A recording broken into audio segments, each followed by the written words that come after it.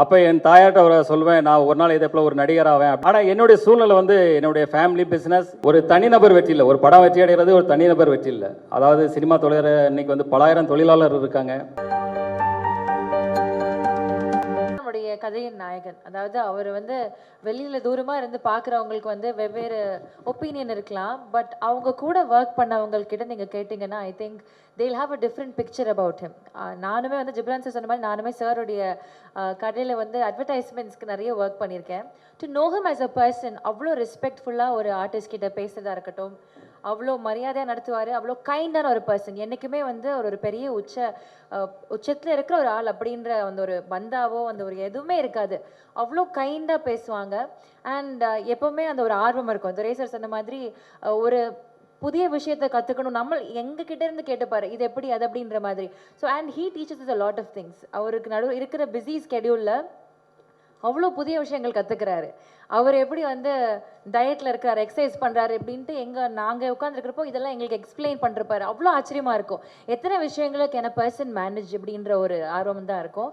So கனவு அப்படின்றது அவருக்கு ரொம்ப சின்ன வயசுல இருந்திருக்கு. அதை எவ்வளோ அழகாக அந்த உத்வேகத்தோடையும் அந்த உந்துதலோடையும் அவர் கொண்டு வந்து இன்னைக்கு இங்கே இருக்கிறாரு அப்படின்றது வந்து நமக்கு ஒரு பெரிய ஒரு ஆச்சரியமும் பாடமுமா இருக்கு. ஒரு ட்ரூ இன்ஸ்பிரேஷன் அப்படின்னு நம்ம சொல்லலாம். So we very very happy that you here today sir. Thank you so much. இந்த மாதிரி பல விஷயங்களை நீங்கள் வந்து ஒரு இன்ஸ்பைரிங் பர்சனலாக இருக்கிறதுக்கு. So over to you. ஒரு சில வார்த்தைகள் அபவுட் லீடர். ஒரு பெரிய கைத்தறலோட can we have our dearest கதாநாயகன் வித் அஸ்.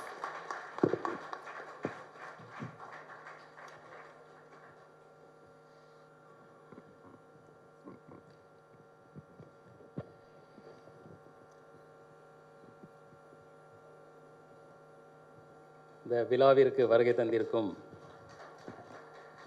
அன்பும் பண்பும் நிறைந்த பத்திரிகை மற்றும் ஊடக நண்பர்கள்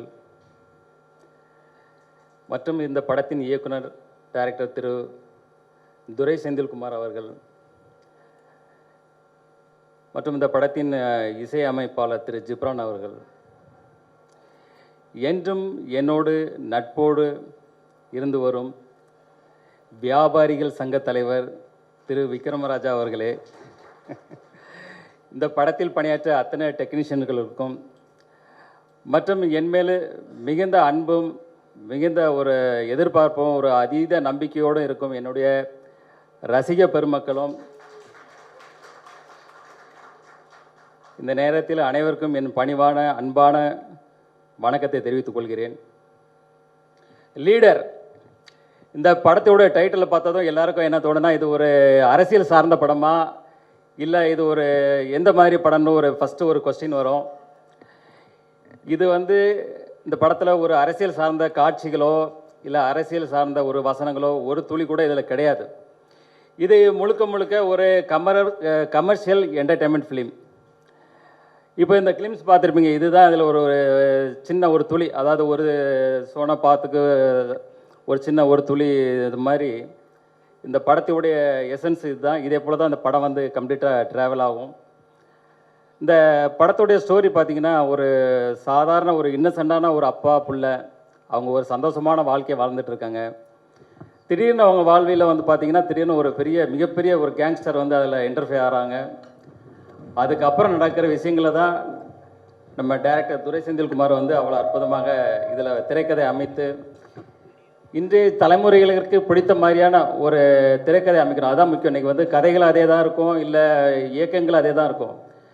இந்த திரைக்கதை அமைக்கிறது தான் இன்றைக்கி வந்து ஒரு சவாலான விஷயம். இன்றைய ரசிகர்களுக்கு திரைக்கதையை வந்து பிடிக்கிற மாதிரி அவ்வளோ துல்லியமாக, அதாவது படம் ஆரம்பம் முதல் கடைசி வரை ஒவ்வொரு இன்ச் பை இன்ச்சு ஒவ்வொரு ஃப்ரேம் பை ஃப்ரேம் வந்து நம்ம துரை செந்தில்குமார் அவர்கள் டைரக்டர் வந்து அவ்வளோ அழகாக செதுக்கியிருக்காங்க.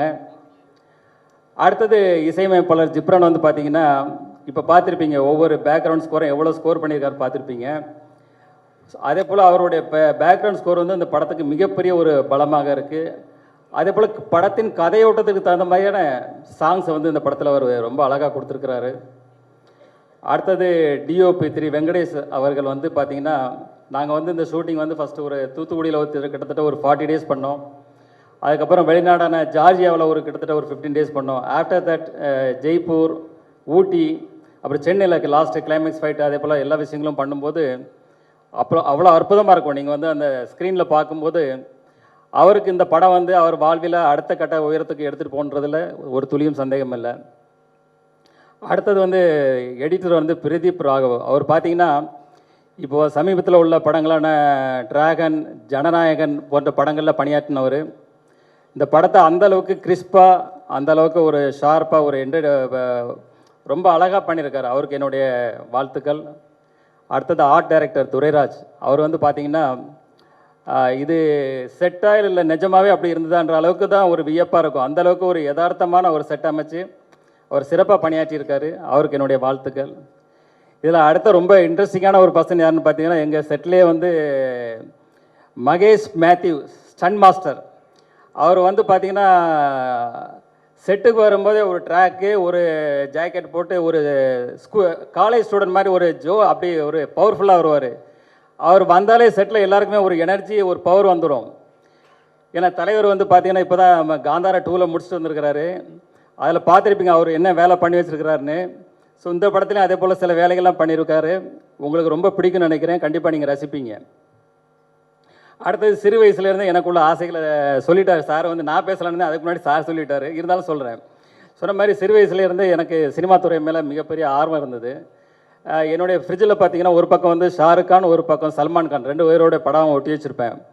அப்போ என் தாயார்கிட்ட அவரை சொல்லுவேன், நான் ஒரு நாள் இதே போல் ஒரு நடிகர் ஆவேன் அப்படின்னு சொல்லும்போது தாயார் வந்து சிரிச்சிட்டு சந்தோஷம்னு சொல்லுவாங்க.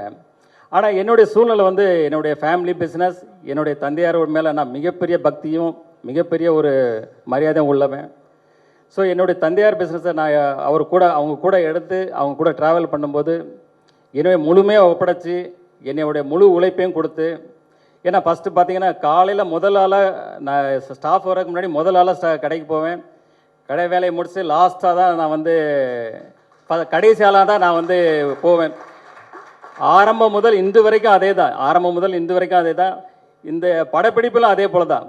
செட்டுக்கு முதல் ஆளாக தான் போவேன், கடைசி ஆளாக தான் போவேன். ஏன்னா அந்தளவுக்கு நான் எதில் இறங்குறனோ அதில் முழு ஃபோக்கஸ்டாக என்னுடைய முழு உழைப்பையும் அதில் இறக்கி செய்வேன். அதுதான் என்னுடைய கேரக்டர். அப்புறம் பார்த்தீங்கன்னா இந்த படத்துடைய கண்டென்ட் வந்து இன்றைக்கி வந்து மக்கள் வந்து ஒரு பக்கம் கண்டென்ட் ஓரியன்ட் படம், ஒரு பக்கம் வந்து மாஸ் ஆக்ஷன்றாங்க.